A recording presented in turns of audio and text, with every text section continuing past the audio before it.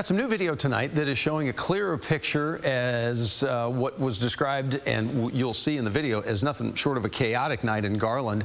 We had an officer who was shot in the leg, suspect shot and then killed by police. Our Amelia Magavro tonight taking us through this new video and also speaking to witnesses who were close to being victims themselves. Ring video shows the moment 23-year-old Bernardo Mares Jr. speeds down Marguerita Drive early Monday morning. Seconds later, you can hear gunshots as officers pull up behind him. Officers then run towards the suspect. This all unfolding just minutes after police say Mares fired at two other officers, shooting one in the leg. Investigators say police chased Mares to West Wanda Drive, where he pointed an object at officers, and police shot and killed him. We could be right now planning 5 Garland police officer funerals. We had 5 squad cars that were hit.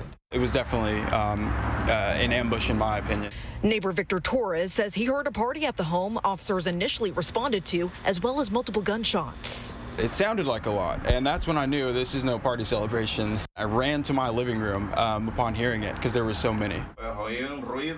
Resident Jose Campos says the suspect parked right in front of his home and fired at officers, 3 of those bullets hitting his son's bedroom, inches from where he was sleeping.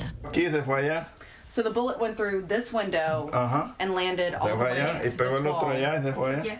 Flowers and a memorial now sit in front of the home Mares was at the night of the incident. We did speak to Mares' family, but they did not want to talk.